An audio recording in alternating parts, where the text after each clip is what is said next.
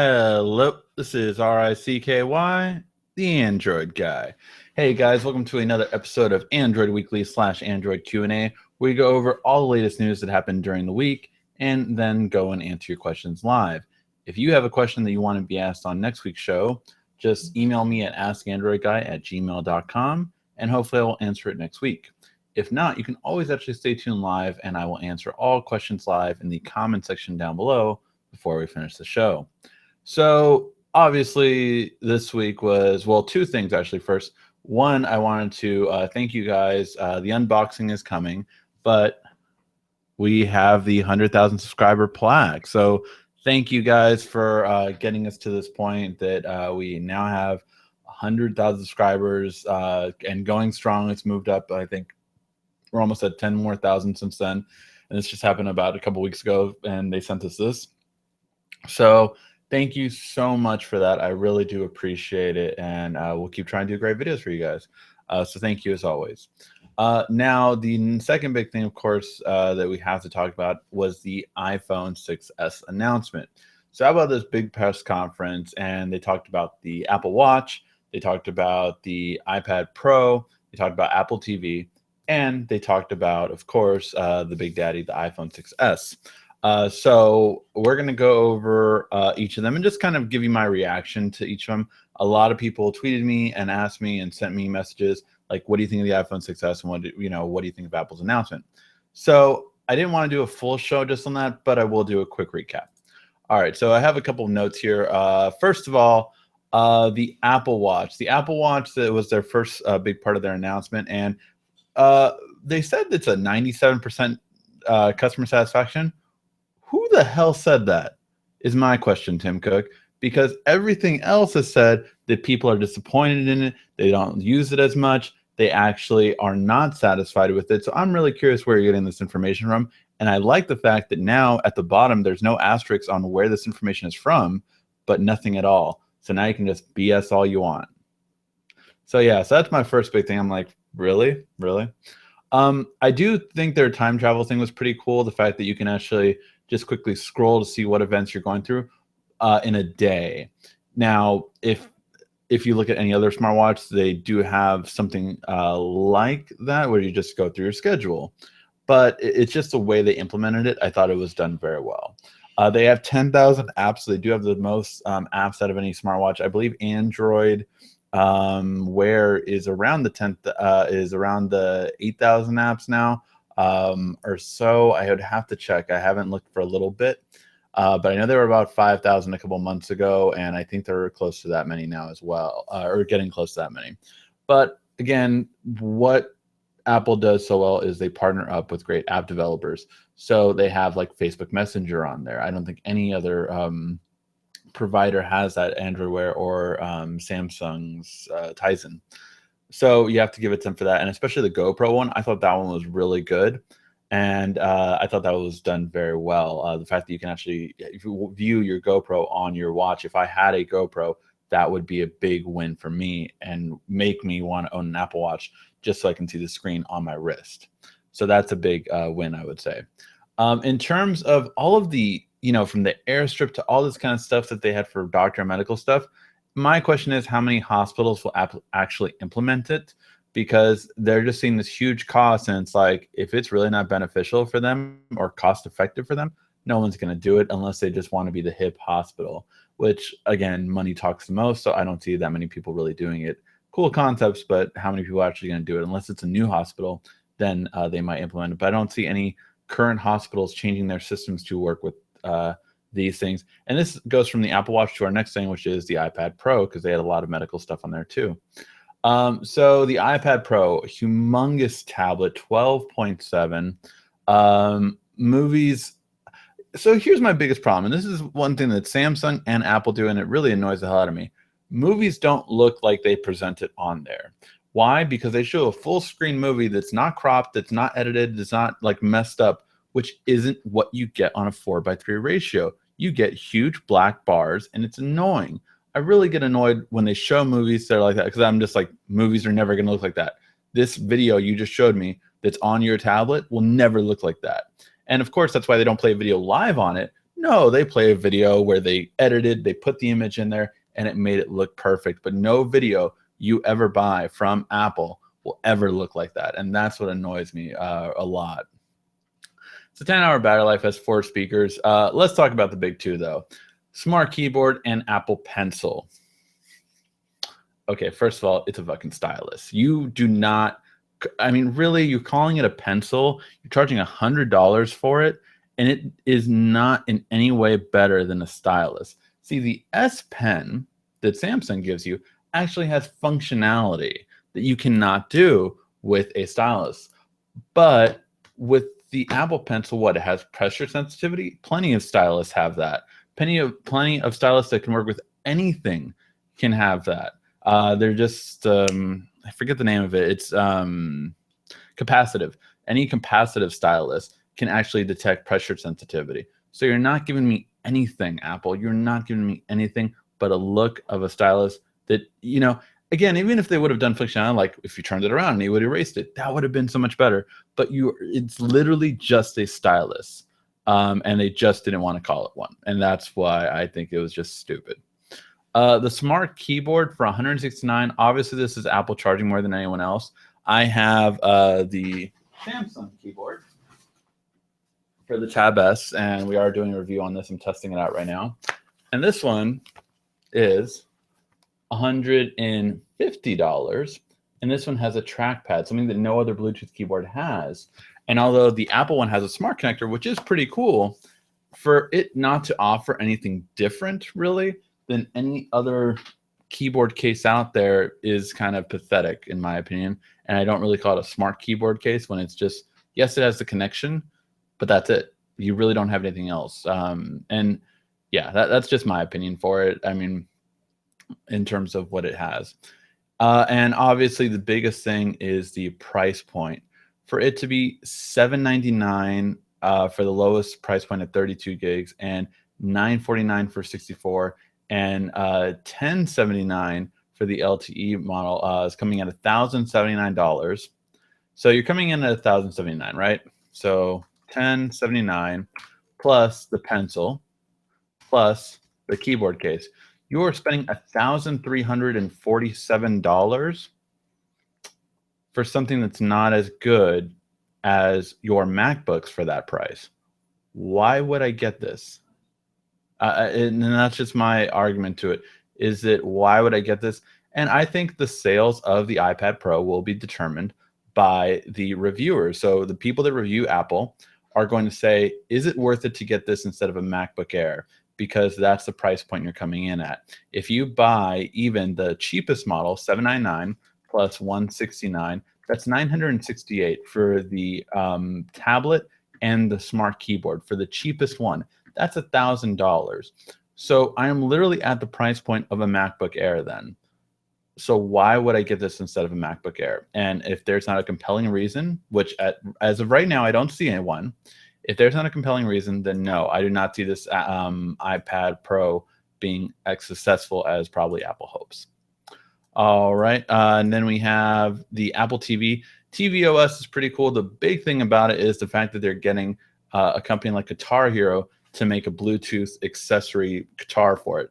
That, I think, is their biggest strength. Everything else, there was even a comparison already between the voice search capability, and Google now is able to do almost everything the same on Android TV. So I have an Android TV, and I can confirm that, yes, I can every single one of those. Oh, show me movies with James Bond in it. Show me this, show me that. This is all stuff that Android can already do. But again, Apple does amazing marketing, and that's what really stands out about it. Is it an upgrade from their own Apple TV? Of course. It's a huge upgrade. And of course, they're making Siri the main thing about it. I do find it interesting that they didn't add any controllers with it. They just, have the little remote control. But if they really wanted to make it gaming, they should have. I think they should make their own Bluetooth controller. But they're gonna, give the leeway to all of their third parties to make the keyboards for it. So yeah, that's Apple TV. And I will say this. They did a very good job of keeping the price point with the with the amount of gigs of storage. At $149 for 32 gigs, this rivals better pricing for almost every Android TV out there. So I think this is honestly a signal for Android to step up on their game. I mean, you have the Nexus, going for the Nexus player going for $99 to $79, but it's at 8 gigs, and that's not good for anyone. So yeah, I really see it as a really good shout out. Now, for the NVIDIA one, which comes with a gaming controller, again, you get 16 gigs as opposed to Apple giving you 64. However, of course, you can get the $299 model and get a terabyte, which is obviously much more. And that's the one I have. And that I would say has been the best solution in any Android TV by far, at least at this point. But I do feel that that Apple did get it right in that you need to start with 32 gigs. At least they felt that way on Apple TV. Now, when it comes to the iPhone 6S, well, that's the next thing. Okay, so the iPhone 6S, what do I really think about it? Well, first of all, I was laughing all the way to the bank when the fact that the iPhone 6S is coming in at a 16 gig model, because every iPhone person that I talk to, like, oh no, they're going to change it up. They're going to be 32 gigs. You don't know. I'm like, no, they're not. And you don't know. And well, we all know how that turned out. So yeah, for 16 gigs, let me give you a little perspective on this. If you do the live photos that Apple is gonna now have on there, you will be able to put about 1,100 photos without any apps on your phone on a 16 gig iPhone 6S. If you keep it at 12 megapixels with your live photos, that's how many you're going to be able to take. That's without anything else. Not to mention 4K video, you'll be able to take about 25 minutes of 4K video before it's full. And this, again, is without any apps. So yeah, that is bullshit. That is complete and utter bullshit. The fact that they still made a 16 gig model is stupid, and anyone that buys it is also stupid because you literally will run out of storage space so quickly if you plan on using your iPhone to its full content. Now, if you're not going to use the live photos, even still with the 12 megapixel camera and a 5 megapixel front camera, that's going to come up quickly. So I think Apple, and the fact that I thought they would have at least upgraded their free storage. I mean, still keeping it at 5 gigs when Google gives you unlimited photos and videos now. Google gives you unlimited photos, videos. So if you download Google Photos, you have unlimited up to 16 megapixel photos and up to 1080p uncompressed video. That is very impressive. What Apple gives you is not that impressive. 5 gigs in this day and age is just too little. And so I think that's a big miss for them. So now lastly, the last big thing about the iPhone 6S was the 3D Touch. 3D Touch is a mixture between long press and widgets. Two things we've obviously had on Android for a very long time. But the big thing about it is with 3D Touch, it is kind of a medium. Now, I hated this feature. On the Apple Watch when they called it Force Touch. I hated it because you had to touch in the right specific way to open up certain menus, and you couldn't do it without doing that. So there's certain functions on the Apple Watch like I could only do with Force Touch, and I found it very annoying. That being said, that was a much smaller screen, and they might have dramatically improved it with 3D Touch. So what do I think of this one? This, I think, was their best feature by far, but was it amazing? Not really. And I felt that was kind of like their whole presentation. Was it amazing? Not really. Overall, I feel that, of course, Apple will still sell because they're Apple. And because as an iPhone user, you finally have a good camera, which I'm sorry, you can say whatever you want about the iPhone camera. It wasn't good. It was not good. You could say like, oh yeah, like, you know what, like, you know, when I compare it to like this and this Android camera, really put it on a actual good quality screen instead of your little crappy 720p display, and then talk to me about having a good photo. And that's the thing. None of them have been that good. Even the billboards they have posted, like, this was taken on an iPhone. All of those photos look crappy. Every single one of them I've seen look crappy. So it's just it's something that I think they kind of got too comfortable with. Now people will still defend it and disillusion themselves of thinking they were good photos, but they were not good photos. Every time I compared it to any Android I had, whether it be the G4, whether it be the S6, whether it be anyone I had with me, they just couldn't compare. So that's all there is to that. And you can see it.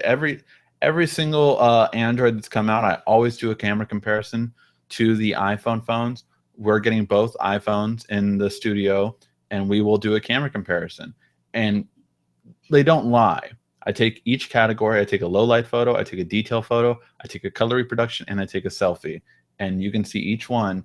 Apple has never won a camera comparison on all 4 categories. They've come up on certain ones against certain devices, but they've never won all the way through. And it's just because their cameras aren't as good. Plain and simple. All right, now let's get into the news that happened during the week. And I'll try to get through this more quickly because we have taken up a little bit of time with that Apple announcement. I just wanted to give you the all-around reaction for the Apple announcement. So here's the thing. So there's a lot of smartwatches that were announced, and let's go through them. And I'll let you know which one I think was the best smartwatch of IFA. So IFA did get a lot of smartwatches. We have 4 main ones overall that came out. The first 2 were Huawei and Motorola, which have very similar designs in how they look. The Huawei one, I think, was interesting, but just their price point, I feel, is unjustified for what they're offering. And I mean, don't get me wrong, it looks good overall. Like, the watch looks good. I don't like the bezel on this one as much. I don't like this. That actually makes it look cheap to me, in my opinion. But you can see when compared to the Apple Watch, yes, I think the round design is winning overall compared to most other watches.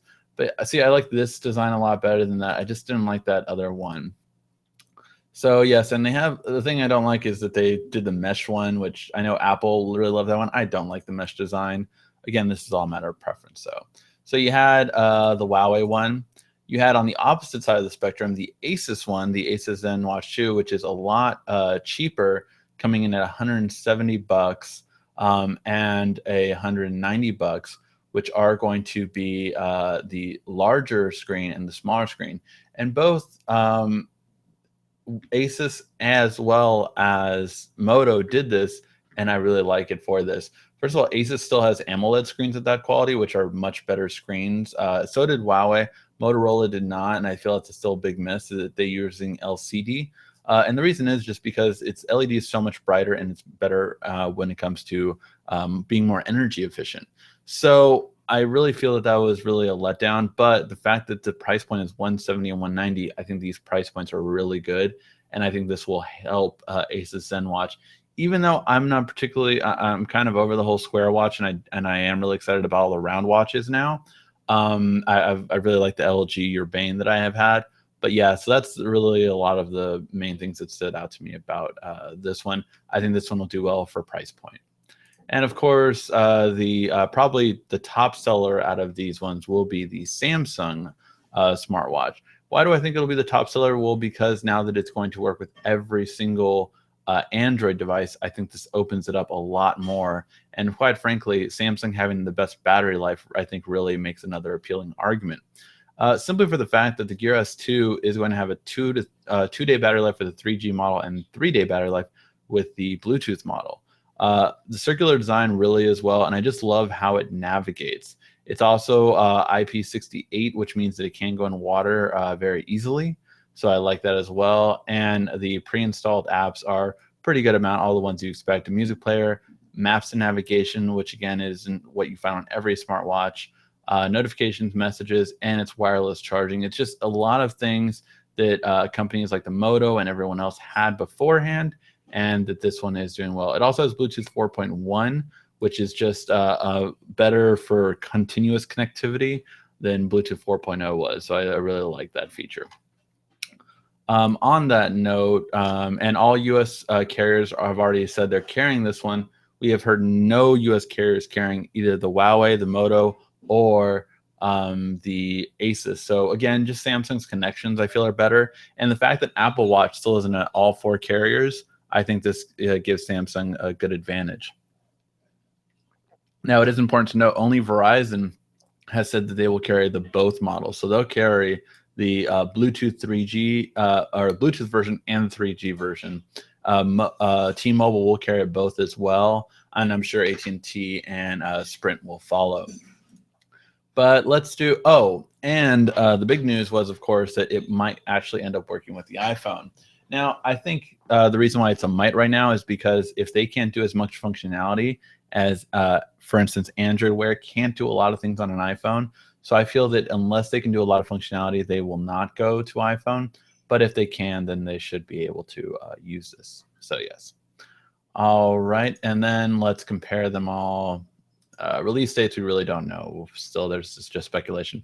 So let's compare the three top ones. You have the Gear S2, the Moto 360, and the Huawei Watch.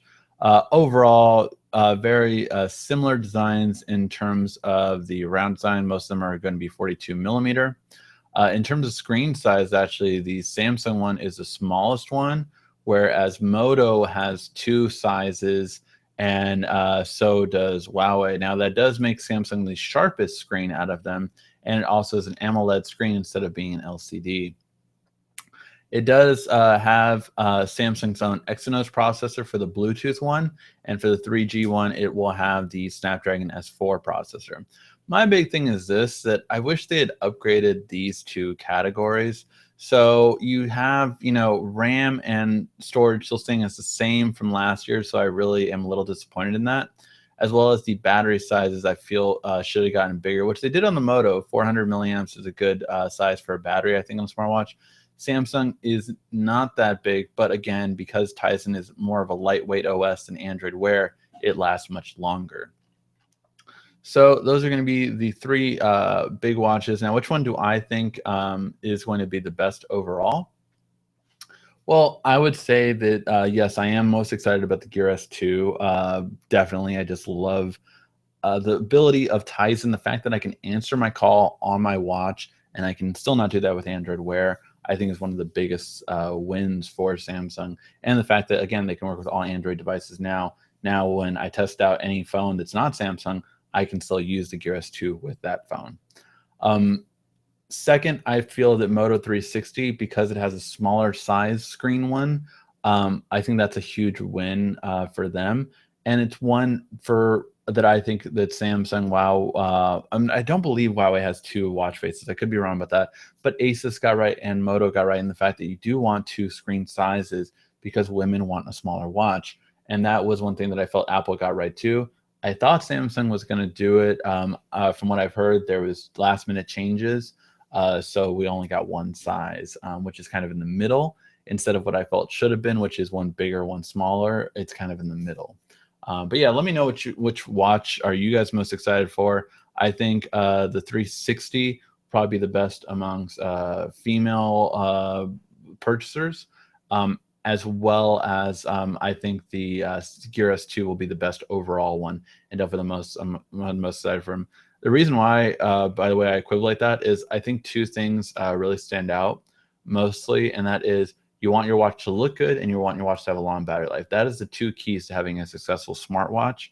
And when you look at those two categories, Samsung has the best one right now. All right. Quick other news. The best smartphone out of IFA was easily the Z5. And there are current rumors on the Galaxy S7 already being coming. And this means that we might get it in February or March instead of April or May, which is what we normally get. So it's entirely possible, but it's being called Project Lucky. So stay tuned in the upcoming weeks about talking about that. All right, now I'm going to get to the questions that were emailed to me during the week. Again, if you have a question, you can always email me at asktheandroidguy@gmail.com. However, if you have a question you want answered now, just leave it in the comment section down below, and then I will get to that before the end of the show.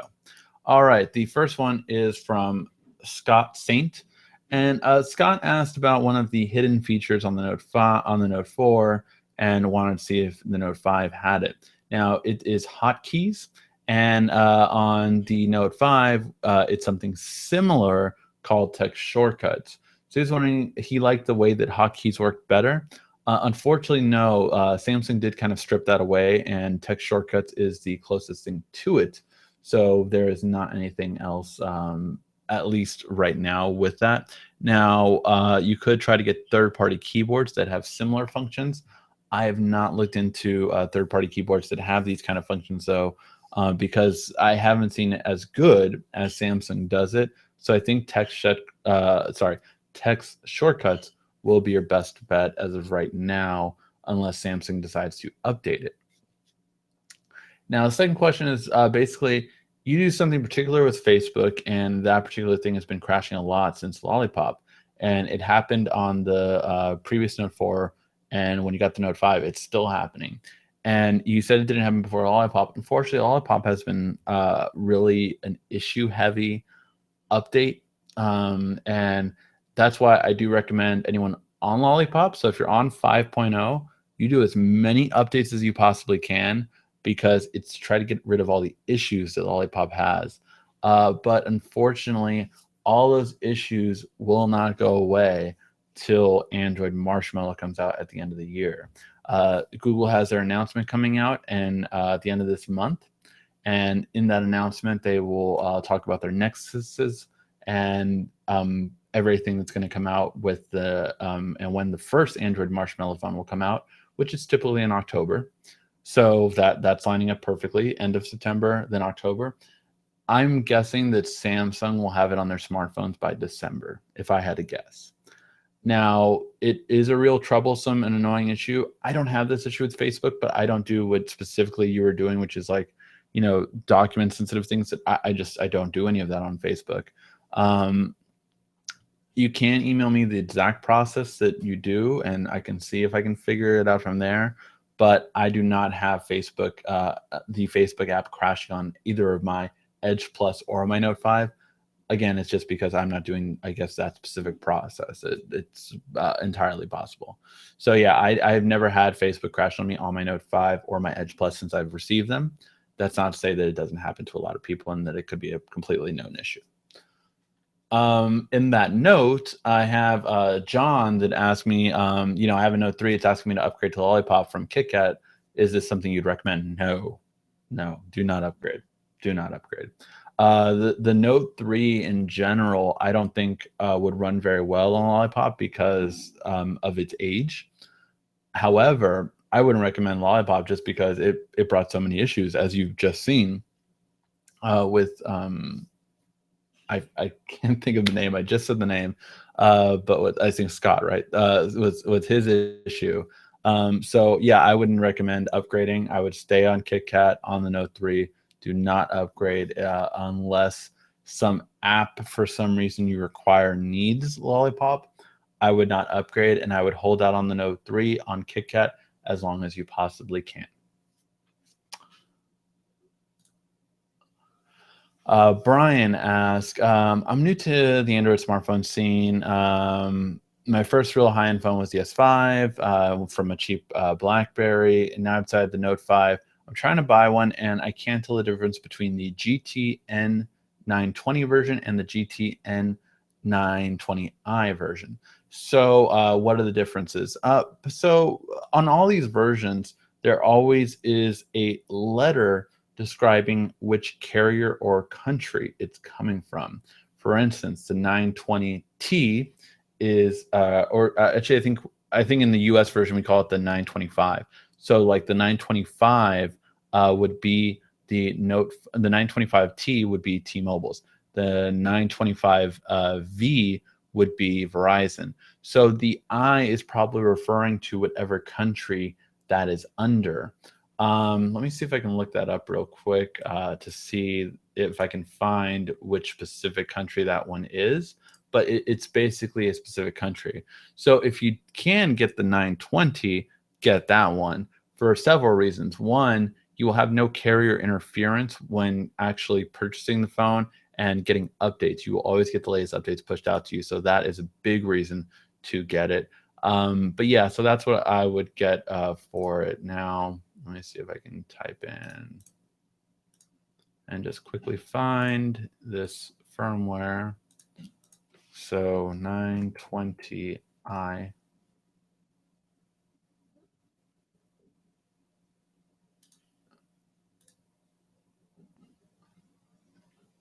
So this definitely looks like a European model. Actually, more not in Europe, actually Asia more so. So this is Australia and Singapore are getting all these updates for this phone, and New Zealand. So if you live around that area, then you'd want to get it. If not, you would want to get the base 920 model. And finally, the last question before we get into the comments is from Alex, one of our favorite viewers, Alex Rudd. One thing I still can't figure out is how to turn off the stupid slide collage that Samsung makes random photos. Is there a way to turn this feature off? So, Alex, I'm not sure really what this issue is, because I don't have something that Samsung does where they make a random collage. I have disabled the Flipboard, and you said you disabled that as well because you want to turn all the way around. Unfortunately, Samsung's new version just does not turn all the way around, so it's just a straight way of filming. So basically, when you see it now, it's just a straight way of doing it. So you can only go left so far, and you can only go right so far. Unfortunately, similar to an iPhone, instead of having the carousel. The only way to do this is with a launcher. So I use Nova Launcher as my main interface, and I can go all the way around. So that's one of the main reasons I use it too. So yeah. So that is with that. Now, yeah, the collage thing, I don't have it. However, are you thinking of Google Photos maybe? Because Google Photos does make a random collage of photos you've taken, but I don't have that with Samsung. So I'm not sure if it's a certain Samsung app that you're using, but the gallery does not make a random collage of photos for me. So I'm really curious if it's Google Photos. You can turn that off in the settings, I believe. I believe you can just turn off all collages so that it won't randomly make any. But yes, so that would be it. All right, let's get to the questions down below. Any questions you guys have, ask them now and I will answer them live. So let's get to them. And we have a couple already. All right, so what do you think, why do you think Apple doesn't invest in their camera like Samsung does? Well, first of all, it's actually a legal issue. So I don't know if you know this, but Sony makes both cameras. So Sony makes both cameras on the on both the iPhone and on Samsung phones. Here's the thing, though: Samsung is always first to bat, and they buy more. So again, while people always think that Apple is the top-selling smartphone, they're not. Samsung far outsells them in overall phones. So when Samsung comes to Sony, which they did 3 years ago, and they said, we want to get a first a 12 first a 13, then a 16 megapixel camera, and you cannot sell this camera to anyone else, not even yourselves. You can't have this particular camera sensor, and no one else can have it. So Apple was literally screwed in that sense because they could not get a better camera till years later. So basically, Samsung strong-armed Sony, and they're like, we'll buy 10 million of your camera sensors right now, but you cannot sell it to anyone else. Sony was like, well, shit. Okay. I mean, they had a huge sale that they could not pass up. So then when Apple came around and like, Sony, what's up? We want a better camera. Sony was like, yeah, we can't give you a 13 megapixel or we can't give you a 13 or 16 megapixel camera. We just can't. Samsung bought it, all of them, and we signed a document that we can't sign it. Okay, we're going to improve the glass, I guess. We'll, improve the flash. Well, I guess we just have to wait. And yeah, they had to wait till they could do a 12 megapixel camera about 3 years later. And that's just, when you sign exclusivity agreements, that's what it is. So it's not that they couldn't, it's not that they didn't want to, it's that they kind of couldn't. So that's more of the fine line between that argument right there. I'm just going to move this a little bit this way. Sorry, guys, just so I can read the comments more easily. So that's the big thing with that, and why they didn't invest in their cameras. That they don't make their own camera. That's the whole big thing. It's also another reason why HTC has gone with Toshiba since the Ultra Pixel, because since they couldn't get a better camera from Sony, they decided to go with Toshiba, and we all know how that turned out. That's why HTC's cameras have not been good since the Ultra Pixel, because Toshiba doesn't make as good of a camera sensor as Sony does. I bought the curved 4K Samsung TV recently. What is your opinion of Tizen running on TV? Do you think I should invest in Chromecast? Well, Danny, that just depends on one thing. Do you have a Samsung smartphone? If you have a Samsung smartphone, then yes, you can mirror your phone to your TV, so you don't really need to get a Chromecast for that purpose, because you can mirror on the new 4K Samsung Smart TV. What's really cool about it is you can actually watch your TV on your Samsung smartphone. So if you go into the kitchen or you go to the restroom or something like that, you don't have to. You can literally, what doesn't matter what cable provider you have, you can just mirror your TV to your smartphone. So that's a really cool feature I love about the new TVs, and one I'm envious of. I'm trying to upgrade mine right now, but I have a 55-inch Samsung Smart TV, and I can't justify it unless I sell this one. If I can sell this one, then I will upgrade to a 60-inch SUHD TV because I really just love the color on those so much. But we'll see if it'll happen. Chris asked, AirView is not a great feature, but it is not on the S6 Edge. Are there any alternatives? Unfortunately, something like AirView required the screen to be that way. So yeah, there's no, unfortunately, no, you can't get on the S6 Edge. If I'm not mistaken, I think AirView Samsung got completely rid of, except with the pen on the S1. And that was something that they stripped down. It also was a battery drain, by the way. That's one of the reasons I think why getting rid of it was the right choice. So yeah, so it was a battery drain issue. But so that's one of the reasons why they got rid of AirView, is just because it wasn't as good. But there's no exact alternatives like that that I can think of. That was another thing that was, again, very similar to Apple's 3D Touch, but without touching it. That you can get a preview of everything without actually going on top of it. And so you can do that with the S Pen, obviously, on the Note series still. But yes, so that's basically what that was. I'm really curious, by the way, if you're going to be able to turn the 3D touch off, because I haven't heard anything about that. But if you can't, I'm really assuming that iPhone, by the way, one thing I forgot to mention, the iPhone 6 battery life is an hour less than the iPhone 6 battery life. So it's going to be less battery. And with all these added features that's going to drain the battery, I'm really curious to see how, if it's going to be even more than that. Apple already has the worst battery life out of all smartphones, I would say. So yeah. What do you think about the release date, or what do I think the release date will be for the Gear S2? The Gear S2 will launch at the beginning of October for the Bluetooth version. Whether it will be 3G at around that time, from what I'm hearing, and my sources tell me no, it'll be further back. I think that's kind of stupid and sucks. But what I'm guessing is that carriers want to focus on Apple products right now, because obviously they're going to try to, shove those down anyone who goes into the store. Like, you need to get an iPhone 6S, you need to get an iPhone 6S Plus, you need to get the iPad Pro for $1,000+. They're going to try to push that.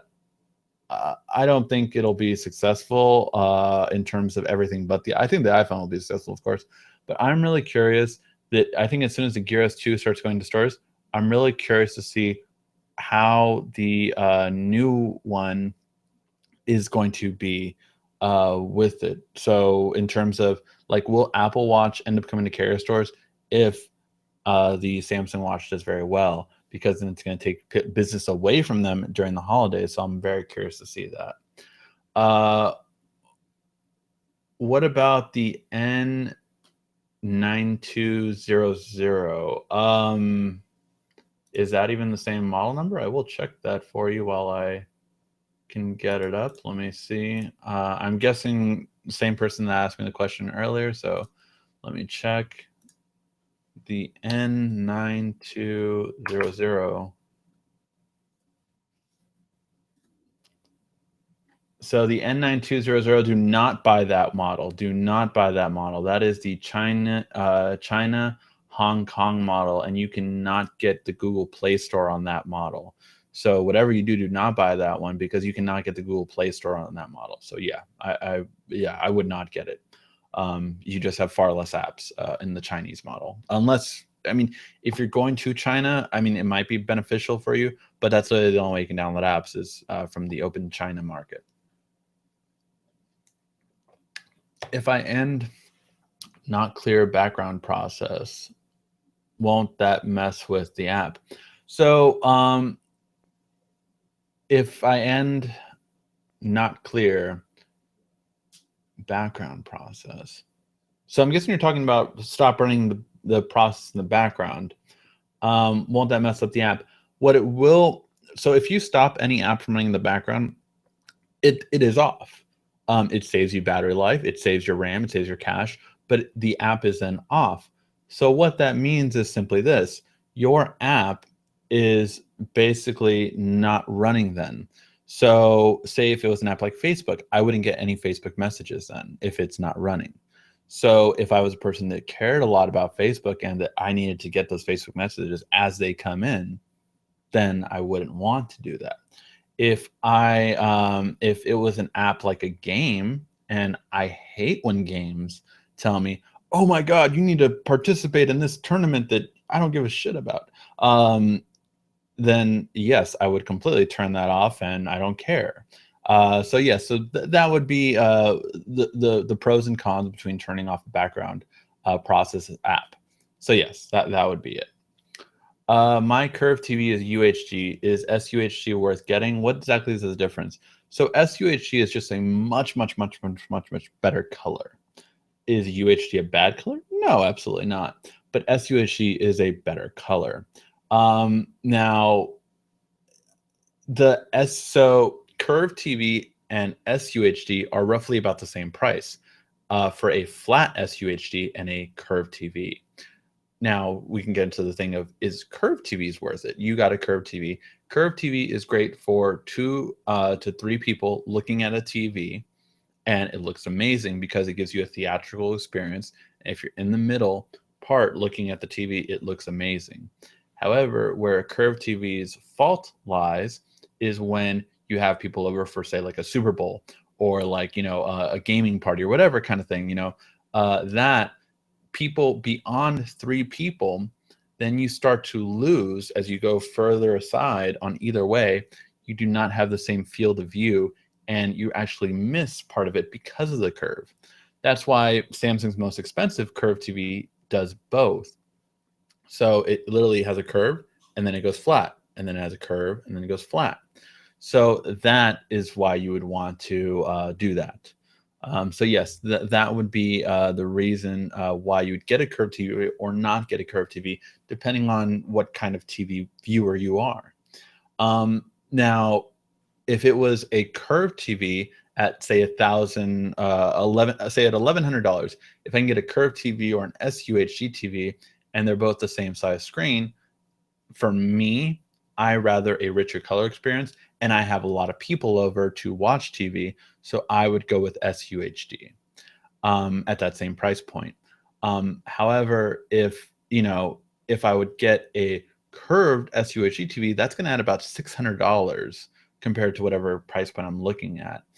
So if it was a 55-inch, I'm literally looking at about $500 to $600 more to get them both. So if it's worth it for you, then by all means get both, but that's the big thing about it.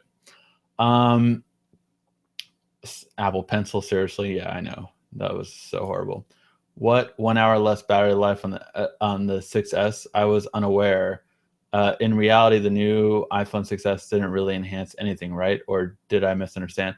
I mean, look, the iPhone 6S has a better, I said this months ago, by the way, and I was completely right. They put better cameras and they did Force Touch, which they changed to called 3D Touch. But those were the 2 things that Apple changed on this phone, and that was it. That was literally it. That's why a lot of the internet was like, what? If you actually see my Instagram, I put some pretty funny things, which is just Ask the Android Guy on Instagram. But it's pretty funny, and just like, really, like, this was it. This was all the changes you did. I put one thing of like Obama, it's time for a change. And Tim Cook was like, no, So yeah, so it's just really funny, but yeah, it is an hour less battery life on the iPhone 6s in comparison to the iPhone 6. So yes, Apple now has a worse battery, which they already had the worst battery pretty much on any flagship smartphone to begin with. I think it's the worst name that Apple came up with. Yes, Apple Pencil is probably the worst name that, and it is important to know, by the way, this is the first launch with Steve Jobs didn't touch anything.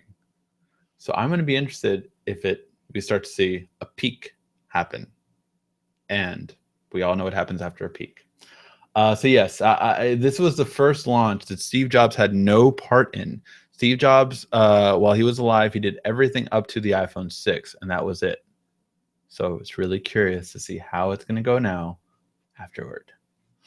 So yes, I live in Jamaica. What should I do? Just get any unlocked Note 5.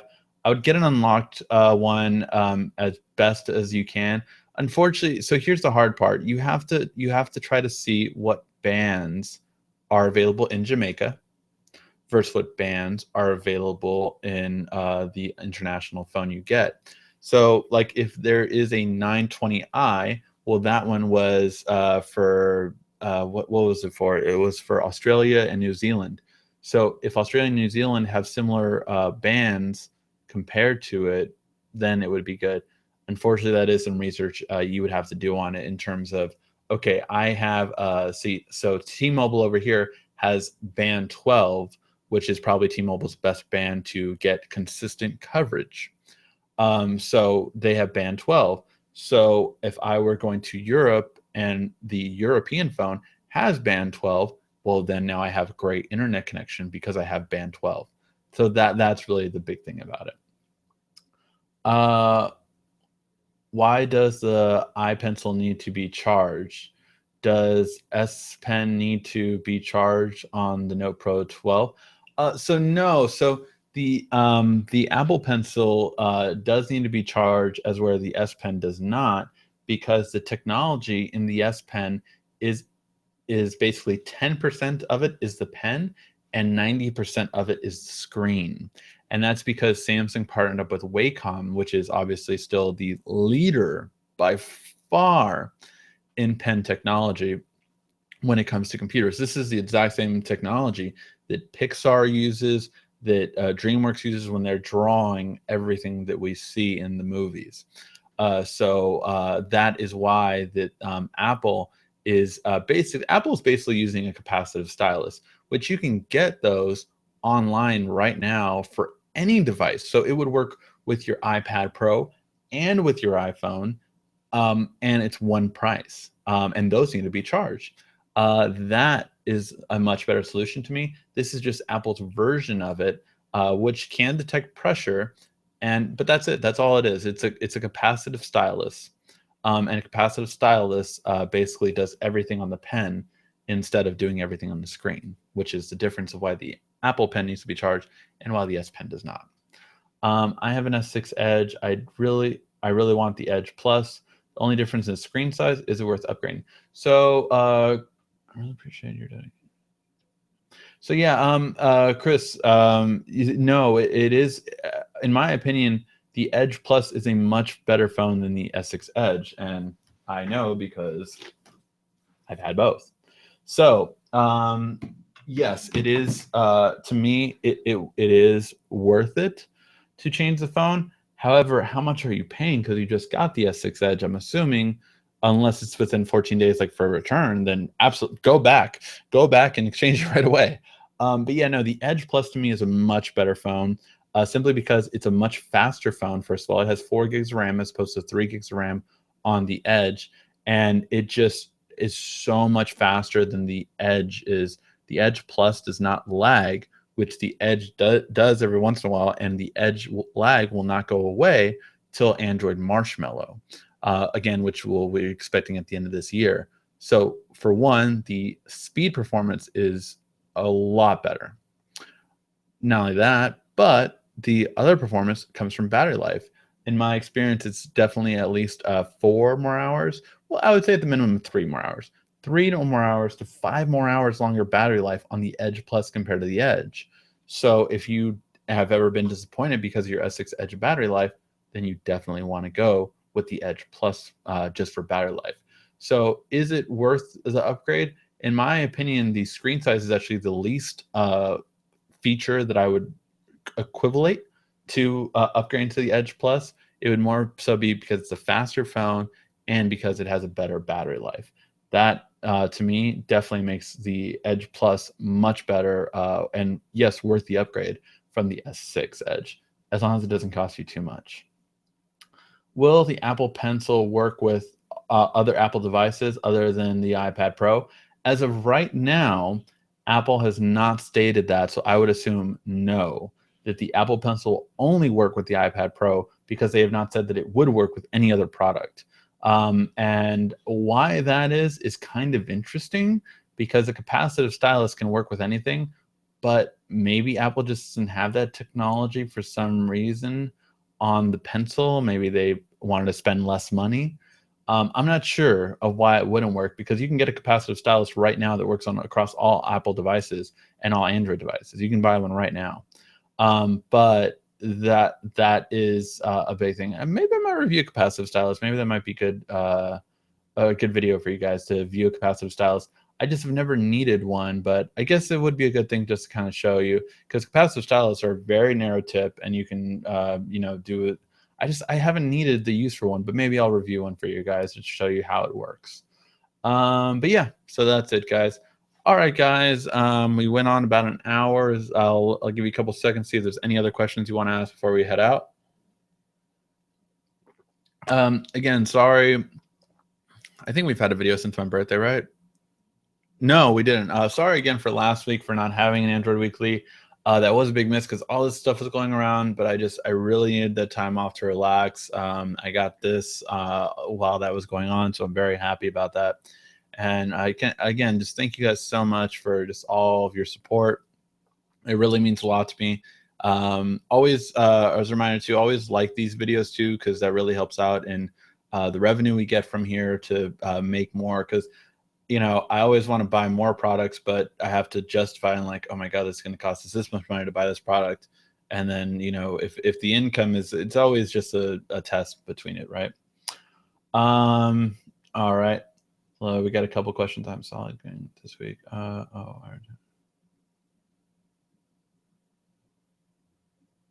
it.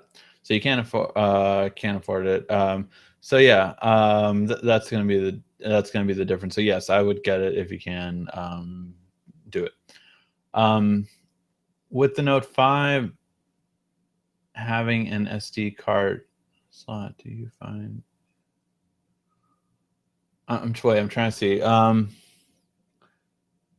With the Note 5 not having an SD card slot, do you find it as a problem?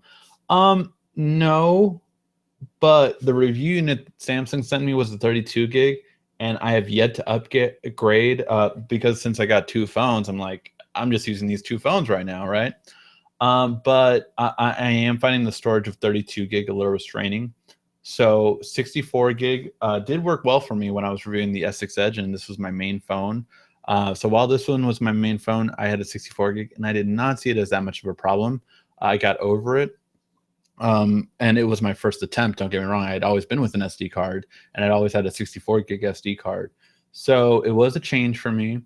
But once I realized that I really didn't need all the photos I kept in my phone, and especially because Google Photos, again, backs up unlimited photos, ever since that was my saving grace. So I am very happy that Google did that. And yes, that has kept it a very positive thing for me. So do I find it not having an SD card an issue? No, I just don't find it an issue anymore. What's the name of the app you use on the Note similar to having the Edge? Oh, the app that I use similar to the Note Edge was called Swaps. So let me go to it.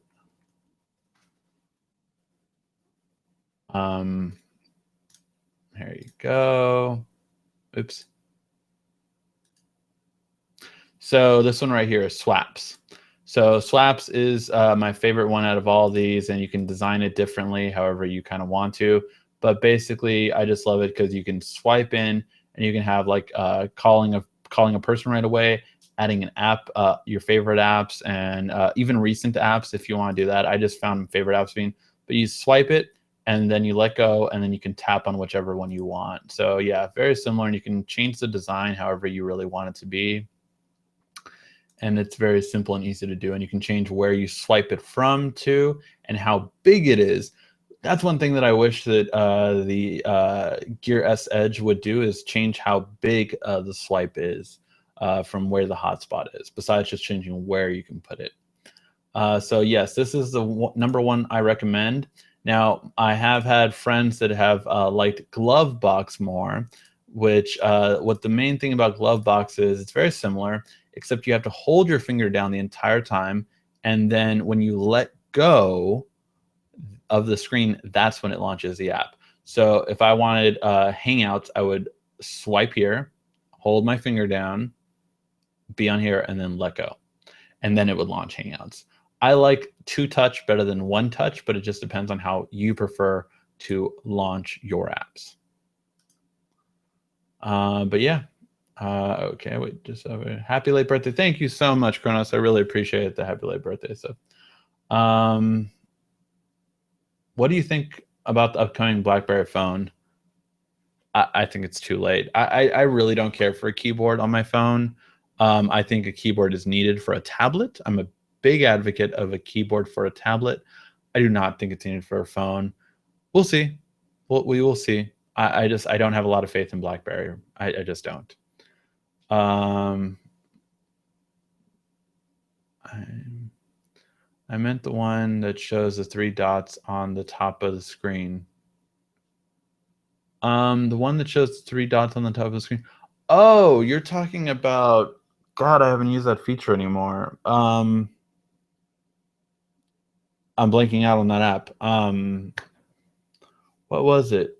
Because it's not on the new Samsung, if I'm not mistaken. Or is it? No, that feature, I don't.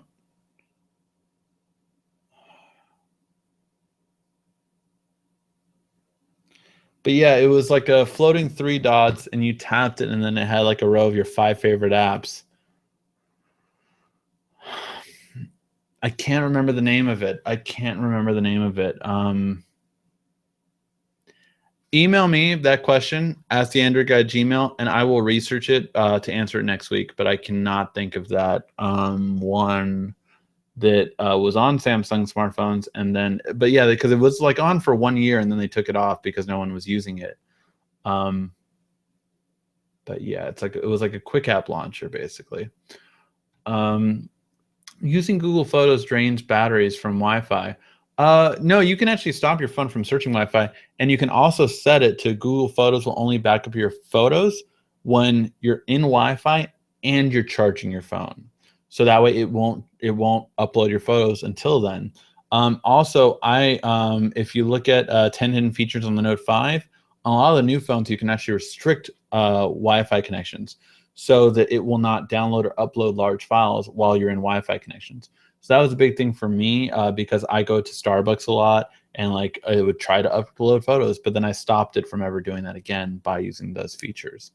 So yeah, you can have it so when it's in Wi-Fi and it's charging, that's when it'll upload photos, and it won't upload it any other time. So to solve that issue of it draining your battery life.